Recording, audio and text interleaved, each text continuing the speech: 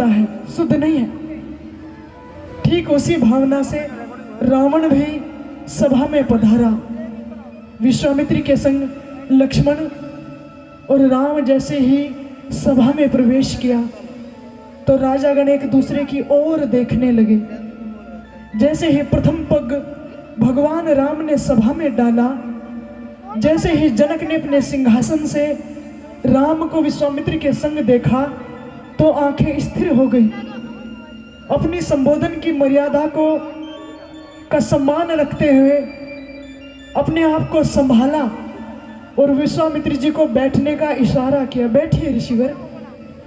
पूछ नहीं पाए कि तुम्हारे संग कौन है, पर मन में गड़ गया ये है कौन, कहां से आए हैं। भगवान की दिव्यता आकर्षण करती है बहुत अधिक, बस हमारा मन उस दिव्यता को पहचानने लायक बने। भजो मन प्रेम से भाई, हरे रामा भजो मन प्रेम से भाई, हरे रामा हरे रामा हरे रामा हरे रामा हरे रामा हरे रामा हरे रामा हरे रामा हरे रामा हरे रामा भजो मन प्रेम से भाई, हरे रामा हरे रामा हरे रामा हरे रामा हरे रामा हरे रामा। बोले राजा रामचंद्र भगवान की। आकाश मार्ग में जयघोष हुआ। आकाश को देवताओं ने ढांप लिया। वीणा लेकर के सरस्वती जी पहुंच गए पहले से। क्यों? क्योंकि सबको पता है राम कभी हारता नहीं। जीवन में अगर जीत चाहिए तो राम जैसा चरित्र, और जीवन में अगर आराम चाहिए तो राम के चरित्र को बुलाओ। आराम आ जाता है जीवन में। और आराम ना सुख होता है ना दुख, आराम अपने आप में आनंद होता है।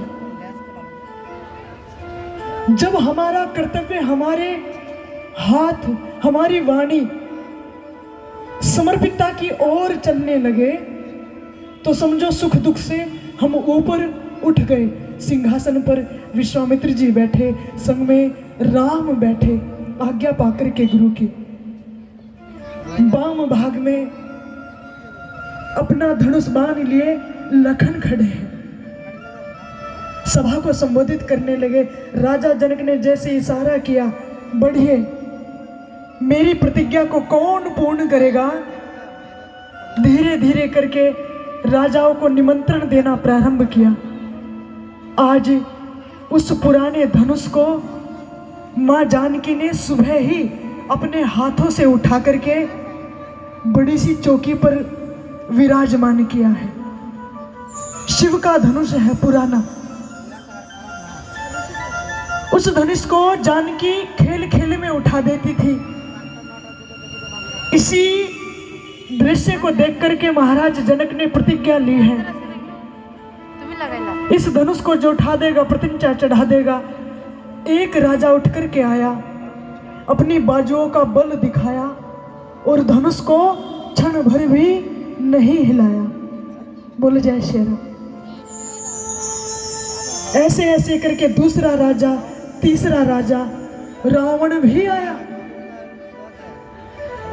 रावण जैसे ही हाथ लगाता तो हृदय में अशुद्धि है, और जिसका हृदय मजबूत नहीं हो, जिसका बल मन मजबूत नहीं हो, उसके हाथ कांपते हैं। रावण के हाथ कांप गए जी। बोलो जय श्री राम। गज भर की छाती रखता है, मन भी रख मजबूत, क्योंकि हृदय में जब अशुद्धि आती है ना, सत्यता मूक भाषा आती है, तो तो शरीर में वाइब्रेशन होता है, वाइब्रेट होती है, शरीर कंपित होता है, कांप जाता है। ये स्वभाव है डर का, झूठ का। तो रावण जानता है कि ये जानकी है। हाथ कांप गए राजा के। तीसरा राजा, चौथा राजा, पांचवा राजा, ऐसे करके महल में बहुत से राजा हैं। हाँ, गिनती नहीं लिखी उनकी, पर लंबी सी कतार सिंहासनों की लगी है। यहां से पता चलता है, महर्षि वाल्मीकि जी ने रामायण में लिखा है संस्कृत भाषा में कि राजा जनक को प्रतिदिन सभा संबोधन करने के लिए जो वहां पर सिंहासन रखे थे वो कम रह गए, कुछ सिंहासन बाहर से मंगवाए। तो बहुत राजा, सबने अपना अपना बल आजमाया। एक बार धनुष को देखते, दूसरी बार मां जानकी को देखते, और हो भी क्यों ना, जो प्रारंभा भक्ति शक्ति को कौन ऐसा महापुरुष होगा जो पाना नहीं चाहे। ये साधारण स्त्री की बात नहीं है, ये भक्ति की बात है। और भक्ति का रूप होती है स्त्री, शक्ति का एक अंग होती है। गैया के शरीर में 33 कोटि 33 प्रकार के देवी देवता निवास करते हैं। और वही गैया का जन्म जब मिलता है उससे पहले स्त्री का जन्म मिलता है। बोले जय श्री राम। हाँ, समुद्र पुराण में कहीं कहीं थोड़ा सा महीन स्पष्टीकरण तो पूरा किया नहीं, पर गरुड़ पुराण में कर्मकांड भास्कर कुछ कुछ समझाया है कि मनुष्य का जन्म, बैल का जन्म। वैसे तो कर्मों की गति बड़ी न्यारी है जी, कब किसको किसके बाद जन्म, कब कैसे कहां मिल जाए पता नहीं चलता, क्योंकि कर्मों की महिमा बड़ी न्यारी है। कब कौन सा कर्म हम कर दें, कब किसका कहां पर फल हमें भुगतना पड़े, ये बहुत महीन है। तभी तो आर्यव्रत के ऋषिकाओं ने शोध करके बताया है कि उसको ज्ञान से नहीं पाया जा सकता, समर्पण से पाया जा सकता है। क्योंकि ज्ञानी तो एक है, सिर्फ वही ज्ञानी है।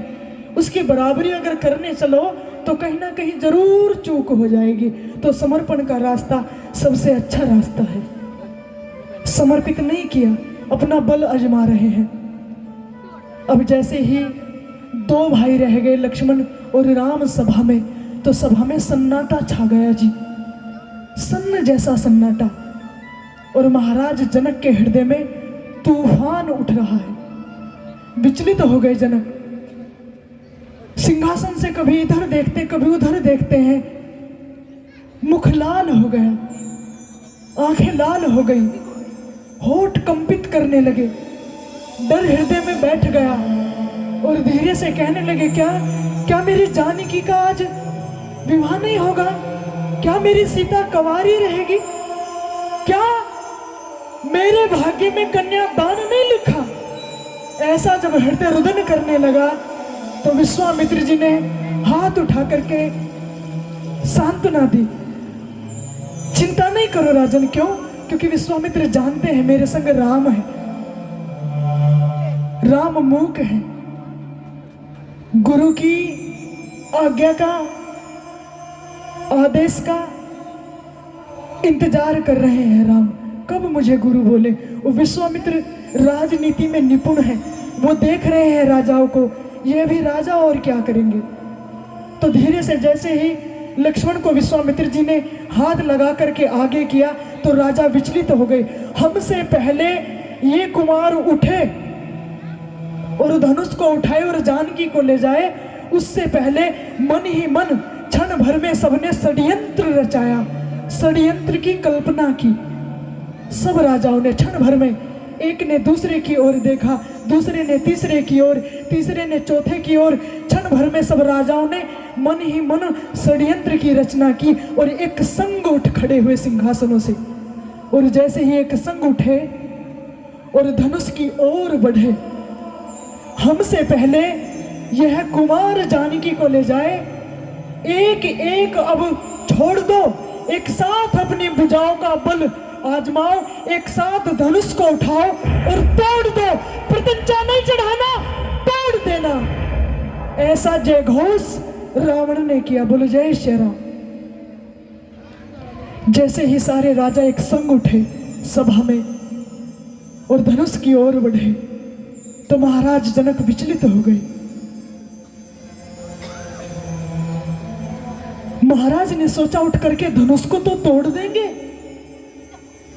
पर क्या मैं इन भूखे राजाओं में अपनी जानकी को कितने टुकड़े कर करके मैं बांटूंगा? कैसे मैं किसको मैं जानकी को दूंगा? क्या इन सारे राजाओं को? ये तो मिथिला नगरी का अपमान है, ये तो राजा जनक की प्रतिज्ञा का अपमान है। ना तो प्रतिज्ञा पूरी होगी और ना अनुष्ठान पूर्ण होगा, ये तो अपवित्रता फैलेगी। ऐसे ही अपनी कन्या के लिए जैसे सोचा महाराज जनक ने, तो हृदय भर आया, क्रोध आ गया, आंखें लाल लाल हो गई और महाराज जनक अपने सिंहासन से उठ खड़े हुए और कहने लगे, ठहर जाओ वहीं पर, खबरदार जो एक भी हिला। कोई भी राजा अपने स्थान से हिला और धनुष की ओर बढ़ा, जो भी हाथ धनुष की ओर बढ़ेगा मैं वे हाथ तुड़वा दूंगा। तुम जानते नहीं, मैं राजा जनक हूं, तुम भी राजा हो मानता हूं, पर तुम कैसे राजा हो? बलहीन तुम राजा हो। और राजा जनक ने कहा, ए दूर दूर के राजा गण, सुनो मेरी बात सुनो, एक एक करके आओ और अपना बल दिखाओ, तुम्हारा स्वागत है। और बल दिखा करके प्रत्यंचा चढ़ाओ धनुष पर और ले जाओ जानकी को। ये राजा जनक की प्रतिज्ञा है, पर खबरदार जो एक संग सब बढ़े। कोई मर्यादा होती है, जीवन की भी कोई मर्यादा है। ए दूर दूर के राजा गण, हम किसे कहें बलशाली है जी, हम किसे कहें बलशाली है। हम किसको कहें कौन बलशाली है?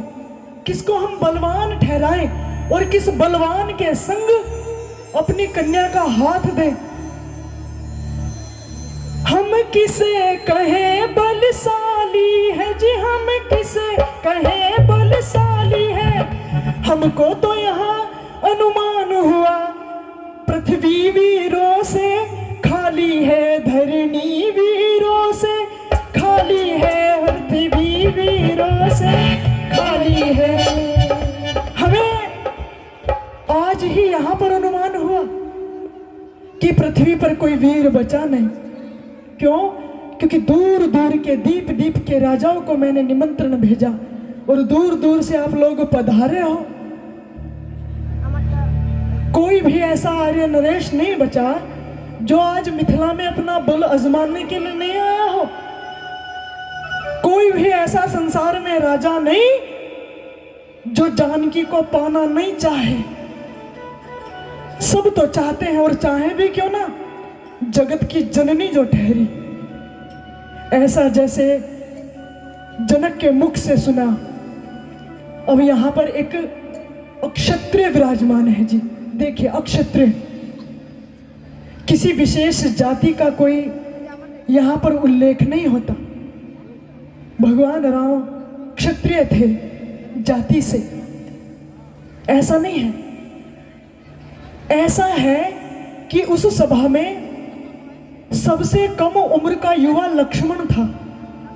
युवा, और जिस समाज में, जिस सभा में, जिस गांव में, जिस मेले में, पंडाल में, कहीं पर भी समुचित और ब्रह्मचारी को, बलवानता को, बल को ललकारा जा रहा हो, तो आर्यव्रत का धरा पर, आर्यव्रत की धरा का युवा चुप बैठे, ऐसा हो नहीं सकता। सबसे कम उम्र का युवा लक्ष्मण बलवान उठ खड़ा हुआ और आगे बढ़ा। जैसे ही आगे बढ़ा राम ने हाथ पकड़ा और खींच लिया पीछे और कहने लगे लक्ष्मण ठहर तो जाओ, क्षण भर तो ठहरो भैया, विश्वामित्र जी की का तो आदेश पा लेने दो। तो दोनों भैयाओं ने विश्वामित्र की ओर देखा, विश्वामित्र ने जनक की ओर देखा। जनक अभी राजाओं का उनके घमंड को तोड़ रहे हैं। जब तक राजा जनक का वक्तव्य पूरा हो लक्ष्मण से रुका नहीं गया। किसी ज्ञानशील राजा का अपमान हो रहा हो, ठीक है, समझ आता है, पर किसी की बेटी का अपमान संपूर्ण सभा में हो रहा हो, बांटने की बात चल रही हो, वहां पर आर्यव्रत की धरा पर युवा जवान चुप रहे, उस अपमान का बदला नहीं रहे, तो ऐसे युवा को लानत है, लजीज है उसकी जवानी। किसी बेटी का अपमान हो और चुप रहे। आगे बढ़ गए और कहने लगे भैया तुम मुझे बताओ क्या हम क्षत्रिय हैं? मुझे नहीं लगता, हम कुछ और, हमारी जाति क्या है? क्या हम दशरथ के पुत्र हैं? क्या हमारा कुल रघुवंश है? बताओ, नहीं तो मुझे आज्ञा दो। हे सूर्य कुल के कमल सूर्य, अभिमान रहित कृति कर डालू जी, अभिमान रहित कृति कर डालू। भैया हम सूर्य कुल के वंशज हैं, अक्षत्रिय हम हैं। किसी सभा में किसी की बेटी का अपमान हो रहा हो और बांटने की बात चल रही हो, तो मैं तुमसे पूछना चाहता हूं, हे सूर्य कुल के कमल सूर्य, अभिमान रहित, जवान हुई युवा है, जोश है, खून गर्म है, पर अभिमान के संग बात नहीं करता। अभिमान रहित बात मैं करता हूं भैया। हे सूर्य कुल के कमल सूर्य, अभिमान रहित कृति कर डालो जी, अभिमान रहित कृति कर डालो। यदि आपकी आज्ञा पाऊं तो मैं ब्रह्मांड को तोड़ फोड़ डालू, ब्रह्मांड को तोड़ फोड़ डालू, धरती को तोड़ फोड़ डालू। भैया मुझे एक आपकी भ्रुकुटी का इशारा लेश मात्र है, मैं शेष का अवतार हूं, धरती मेरे मस्तक पर है। तुम अगर एक इशारा करो तो ब्रह्मांड को डोला दूं, मैं धरती को उलट पलट कर दूं। तुम आदेश तो दो। तुम देखते नहीं किसी वैदेह राजा सम्मानित पुरुष की कन्या का अपमान हो रहा है और हम युवा चुपचाप बैठे, ऐसा हो नहीं सकता। इसी के संग विश्वामित्र ने लक्ष्मण के क्रोध को जब चरम पर देखा तो धीरे से राम के कंधों पर हाथ लगाया और कहने लगे राम उठो, चलो। तुम्हें वैसे तो आदेश देने की कोई जरूरत नहीं है, पर मैं जानता हूं तुम मर्यादा पुरुषोत्तम राम हो, मर्यादा से आचरण करते हो, हर एक मर्यादा के अधीन तुम्हारा है। उठो राम, उठा लो धनुष को। जैसे ही राम आगे बढ़े, ध्यान रहे ये पुरुष तत्व है, जिसके लिए कार्य करे उसकी इच्छा जान ले। सामाजिक स्तर पर हो बढ़िया कार्य, अगर सम्मानित करना हो तो पिता की आज्ञा ले, गुरु की आज्ञा ले, अपने देश काल की परिस्थितियों को समझे। अगर विवाह के लिए जाए, किसी को अपना संगी बनाए, उसका साथ दे, तो उसकी इच्छा जरूर जांच ले, उसकी इच्छा है कि नहीं है। तो धनुष के पास गए, तिकोनी चोटी मस्तक पर लटक रही है, सिंह जैसे कंधे, छाती पर तीनों युगों को धारण करने वाला जनेऊ पड़ा है। अपना तरकस संभाले, अपने धनुष को लक्ष्मण को थमाया और शिव के धनुष के पास आकर के एक नजर तिरछी माँ जानकी की ओर देखा, जो अटारी पर सहेलियों के संग खड़ी है। माँ जानकी ने रघुनाथ को आदेश दिया, राम का वर्षा जब कृषि सुखाने, समय चूक फिर का पछताने। प्रभु जल्दी करो, क्यों? क्योंकि मेरे पिता का धैर्य टूट रहा है। इसी के साथ भगवान आगे बढ़े और धनुष को उठाया।